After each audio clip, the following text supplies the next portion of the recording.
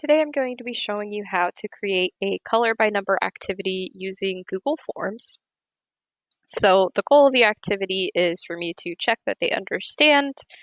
Students have to get the answer right to continue on to the next step of the picture, and by the end, they'll be able to submit. They'll have a completed picture, and I will know that they understand whatever the topic is because they are able to submit. So the first thing that I do is I go to coloritbynumbers.com and I take a snip of the picture each step of the way. So I take a snip of it when it's blank, I take a snip of it with all the ones filled in, then I take a snip with all the twos filled in, and so on.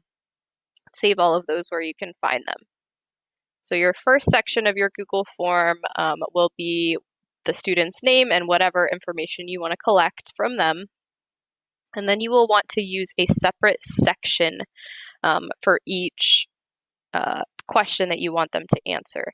So you will want to insert your picture.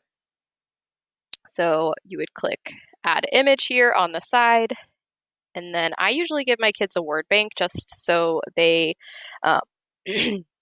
won't let a spelling error get in the way of them getting the answer right. So if possible, you can give them a word bank. Obviously, if you're using numbers or something different, you don't need to do that. But for a word bank, I use add title and description. And then you'll want to add your questions. That would be add question.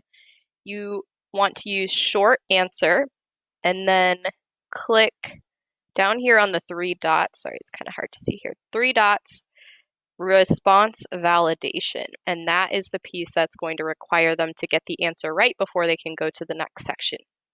So you can use numbers or text. With numbers, you have a few more options. You can do equal to, between, all these different options here, or text. And then you want to type whatever it is that the answer is. And then in this spot right here where it says custom error text, make sure that's filled in or the Google form will give them the answer. So you can give them a clue or some sort of feedback, or I usually just say, oops, try again. And they know that they need to keep trying to get the correct answer. And the question should be required so that they have to answer it right to go to the next spot. So then continue with that until the picture is all the way filled in. And when it's finished, you'll have to type their name. And then this piece here, if they type the wrong answer, they can't go to the next slide. It will tell them, oops, try again. But if they get it right, then they can keep going.